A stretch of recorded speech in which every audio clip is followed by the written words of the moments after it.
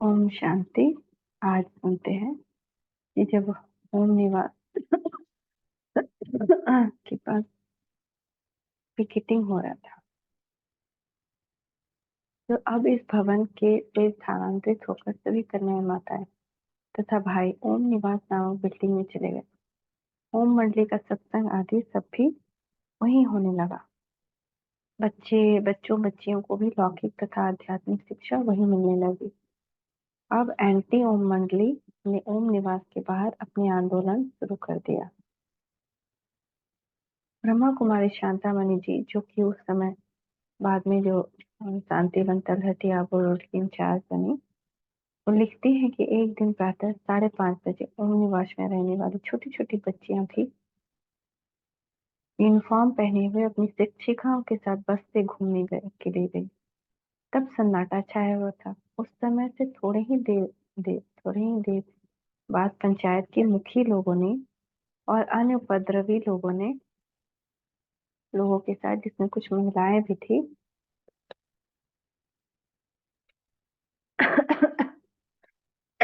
लेकर पिकेटिंग कर दी। उन्होंने ओम निवास को चारों ओर से घेर लिया और उसके मुख्य द्वार के आगे 10-15 माताएं और भाई ज्ञान अमृत पीने के लिए आए, तो उन्होंने देखा कि उपद्रवियों ने अंदर जाने का रास्ता रोक रखा है। यह देखकर वे भी एक और पंक्ति बनाकर शांतिपूर्ण खड़े हो गए। इतने में ओम निवास के सैर पर गई छोटी छोटी बच्चियां भी लौट आई, जो कि कम से कम 4 साल, 5 साल, 6 साल ऐसे थी।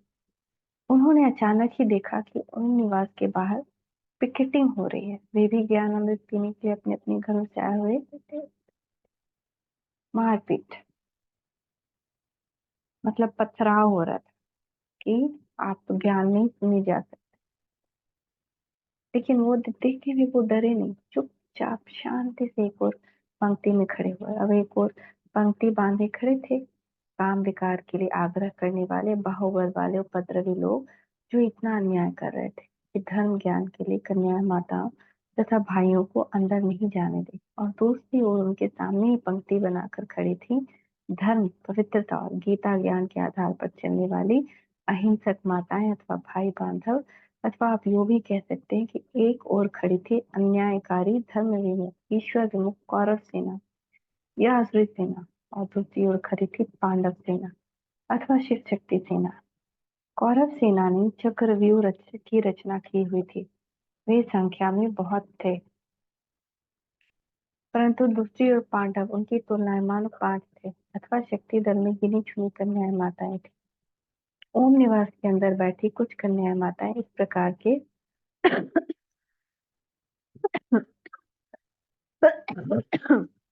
गीत गाती थी। कौन देश है जाना बाबू, हुआ कहाँ से आना। कौन देश है जाना बाबू, हुआ कहाँ से आना। बचपन जवानी वृद्ध आयु, बाद फिर होगा कहाँ रवाना। कौन देश से आया बाबू जाना बा, कौन देश है जाना बाबू, हुआ कहाँ से आना। खड़े खड़े क्या सोच रहा है, तनिक सत्य नहीं जाना। हुआ कहाँ से आना बाबू, कौन देश है जाना। घमंड इतना मैं सेठ स्वामी, ओम का अर्थ नहीं पहचाना। प्रभु बिना कभी मार्ग न सूझे, समझ के पांव उठाना। जाता है समय सुहाना बाबू, कौन देश है जाना। हम सो हम बाजत हरदम, यही अनादि गाना, समझे बिरला सयाना। शरीर छोड़ मिलाना प्रभु, तब का जन्म मरण के खाना।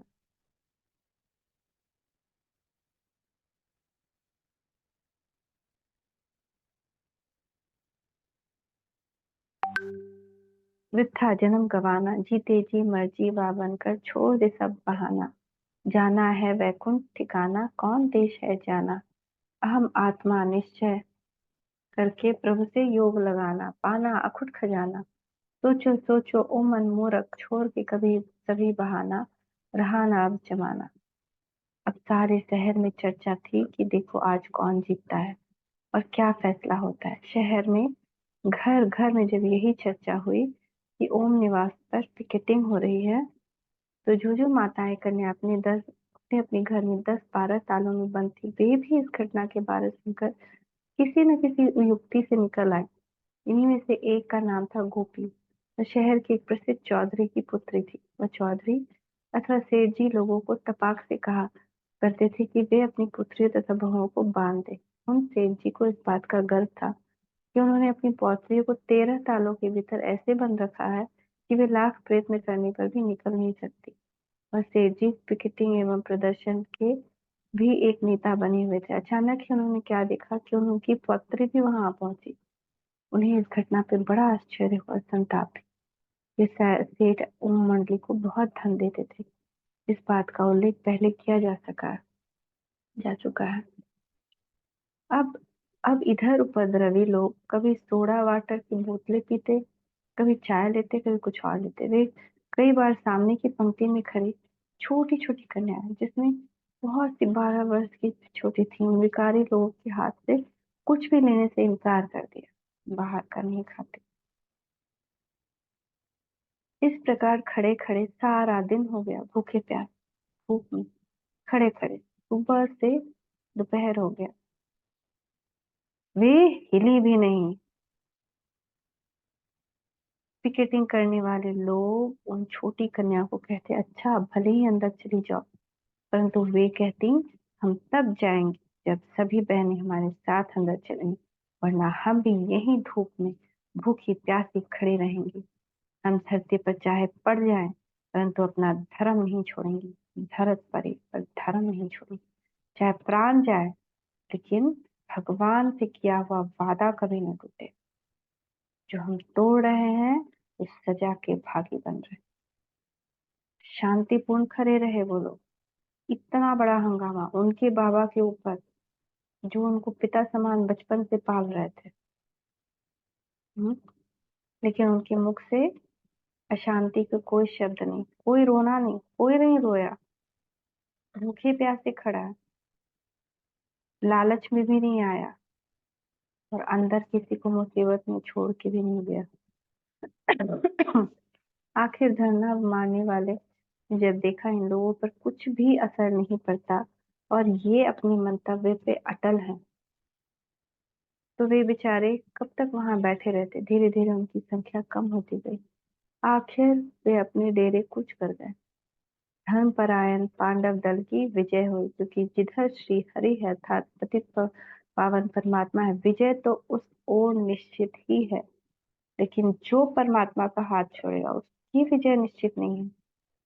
विजय उसकी निश्चित है जो परमात्मा के दिखाए पे अटल अडोल अडिग हनुमान बनकर चलेगा, महावीर बनकर चलेगा। किसी के दिखावे पे आए चीज से लालच में नहीं आएगा। वो इतना उस अपने मन को महावीर और बहादुर बना लेगा, इतना यशस्वी, इतना ज्यादा शक्तिशाली। दूसरे दिन उन लोगों ने फिर धरना दिया। उन्होंने मन में दृढ़ विचार कर रखा था, अब तो चाहे कुछ भी हो जाए, हम इनको बिल्कुल ही अंदर नहीं जाने देंगे।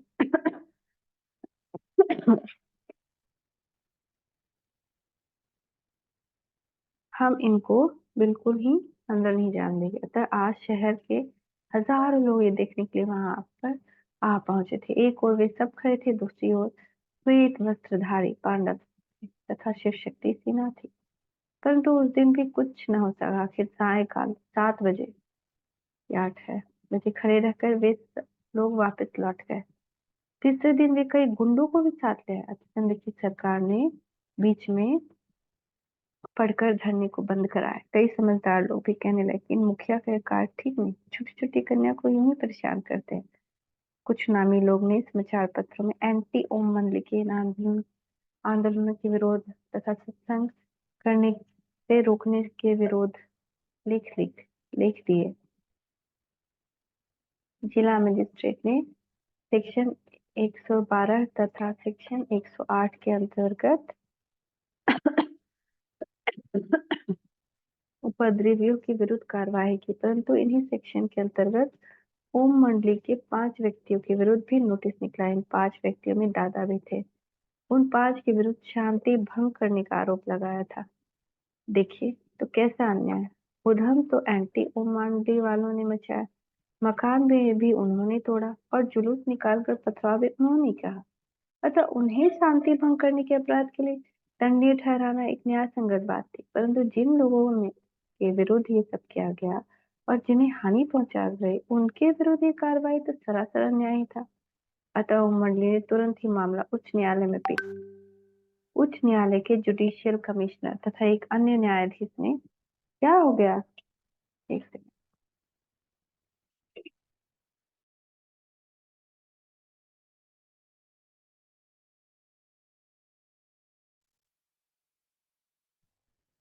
उप मंडली ने उच्च न्यायालय ने जुडिशियल कमिश्नर तथा एक अन्य न्यायाधीश ने जिला मजिस्ट्रेट द्वारा की गई कार्रवाई की कड़ी आलोचना की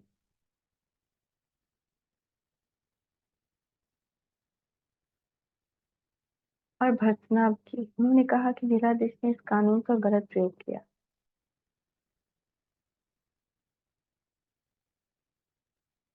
कुछ नहीं बताएं तो, क्योंकि वास्तव में ओम मंडली तो शांतिपूर्वक अपने धार्मिक मंतव्य के अनुसार कार्य कर रही थी। शांति तो भंग दूसरे लोगों ने की। माननीय न्यायाधीश महोदय ने अपना निर्णय में ये लिखा कि जिला मजिस्ट्रेट ने जो कुछ भी किया है, यदि वैसे ही किया जाने लगा तब तो कोई पुराने पंथी और रूढ़िवादी लोग उठकर समाज सुधारक को रोक सकेंगे। अतः ओम मंडली का कोई अपराध नहीं है। इनसे तो अनुचित और हानिकारक व्यवहार किया गया है।